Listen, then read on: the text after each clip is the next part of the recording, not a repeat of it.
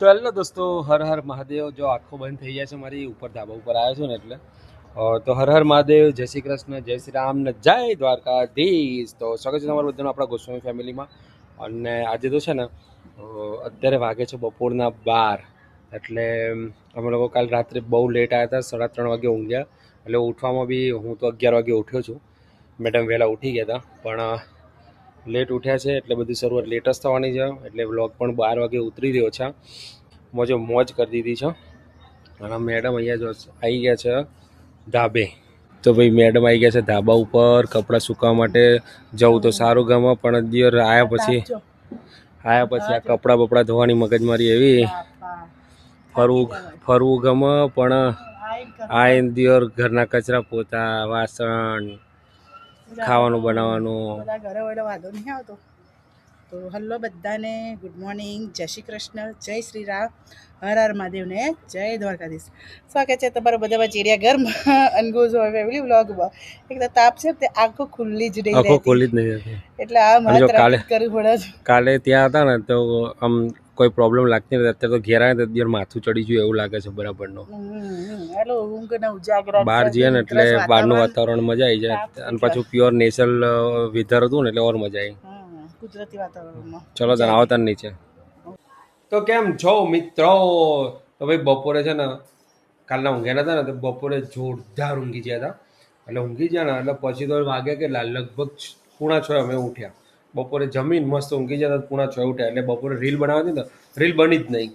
એટલે હવે કીધું અત્યારે રીલ બનાવીએ, પણ અત્યારે હવે છે ને કામ થોડું વધારે છે એટલે અત્યારે રીલ ઉતારતા હતા. પણ પેન્ટિંગમાં છે એટલે મૂકી દઈશું. એટલે જ અમે ખાસ પેન્ટિંગમાં રીલો બનાવેલી રાખીએ છીએ.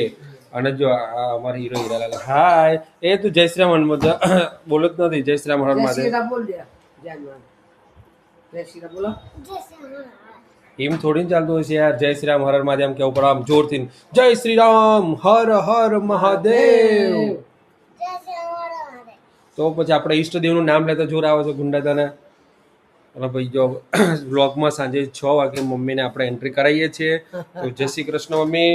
અને ક્યાં ઉપરે ફરવા માટે આ જો ને તારને ઉઠ્યું તારનું કે બા હેડ નીચે નીચકો ખાવા.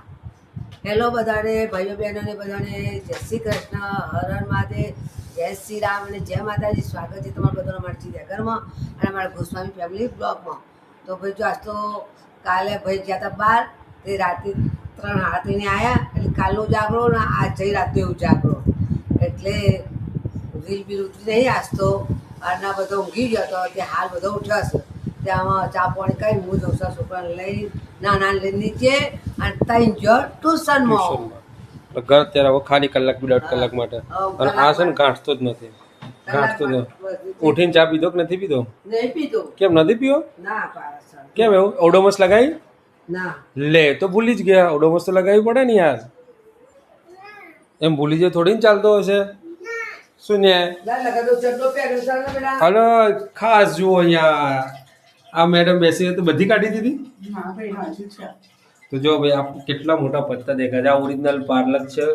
અમારા અઠવાડિયે તો પાલક જ ચાલશે, કારણ કે પરાગભાઈને ઘરમાં ઓછા મેમ્બર, વિજયભાઈને ઓછા મેમ્બર, એટલે બધા ઓછી પાલક લીધી છે. બાકીની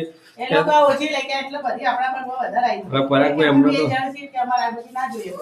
પરાગભાઈને અઠવાડિયું ખોરાક ના ખોરાક ખબર નહીં, પણ અમારે તો અઠવાડિયું પાલક ચાલશે એવું લાગે છે. પરાગભાઈ કહેતા કે એક દાળ પાલક પનીર કરીશું ને એક દાળ પાલક બટેકા, પણ અમારે તો પાલક દાળ થશે, પાલકના પરોઠા થશે, પાલકની કઢી થશે, પાલકના ભજીયા થશે એવું લાગે છે. તો આપણે તો એની પૂરી થઈ જશે એમ ને? હા રેડો 50% આજે જ પૂરું થઈ જશે.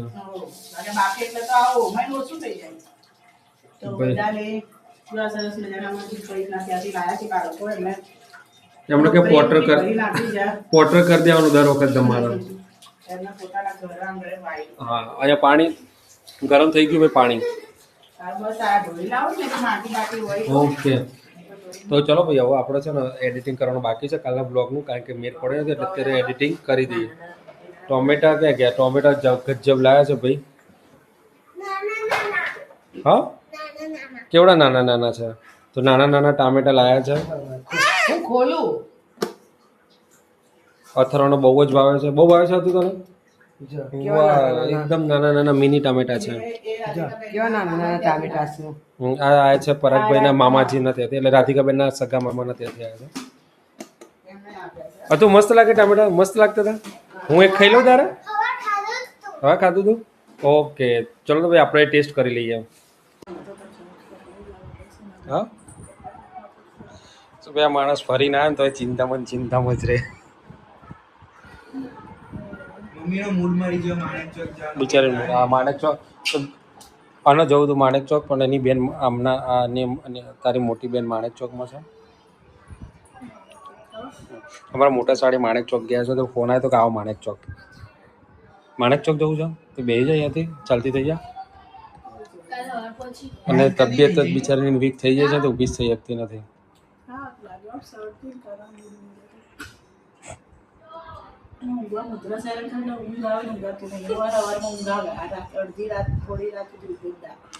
સાત અને ઊંઘ આવે ને અને આ લોકોનો કલબલ ચાલુ થયા ટીવી ચાલુ એટલું જોરથી ગીત વાગતું હતું ને તો ઊંઘવા દે 7 તારીખે હસુભાભીને ત્યાંથી મેસેજ આવ્યો છે કુકરવાડા જો કડવાસન જવાનું છે 8માં તમને બધાને બોલાયા છે એમ સપરિવાર 7 તારીખે. એટલે મેં એમને કીધું કે 7 તારીખે અમે બધા સુરતમાં છે એટલે એ જ કહેવા બધું એમ લઈને કોણ જાય મમ્મી એમને ત્યાં એ એક્ટિવા લઈને ના જોઈએ તો તમને બધા લઈને જાય એટલે 7 તારીખે એમનું છે ને 8 તારીખે એમના માસીને ત્યાં છે એટલે 7-8 બહુ વધારે પડતું થઈ ગયું છે અમારે. એ તો સાંજે હશે એટલે સાંજે તો આવી જઈશું અમે.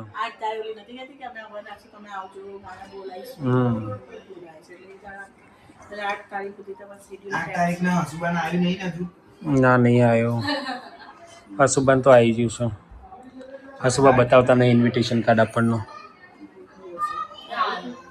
ગુંડો આવ્યો તો ભાઈ આ ગુંડો અમારે છે ને ઘરમાં ટકતો નહીં નીચેથી 5મા માળેથી આવ્યો ને હજી તૈયારી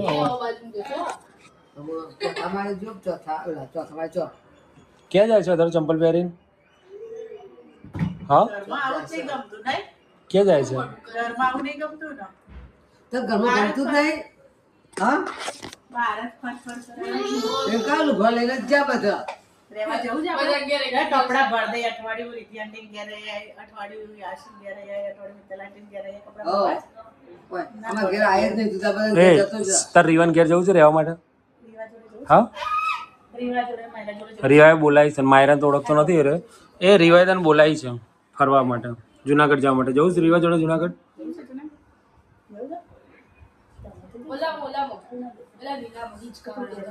તાર જુનાગઢ જવું નહીં રીવા?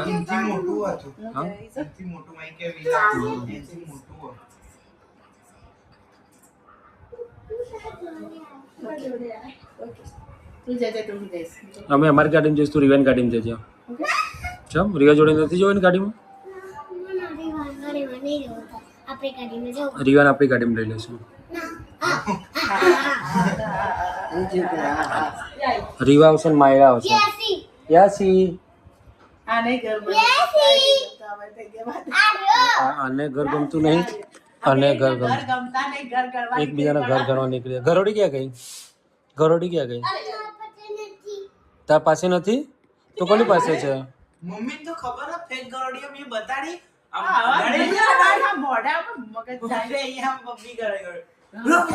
ખાલી બધી મને નહીં ગમતી આ બધી વસ્તુઓ. તારા બધું અડાડર નહીં મને માર કેસ ન કર. યાસી ગરોડી લાય તો ગરોડી એમને કોની પાસે છે તો પછી? કોની પાસે છે? કોની પાસે છે? મજા કરાઈએ. હા એમ આવશે ગરોડી એમ આવશે.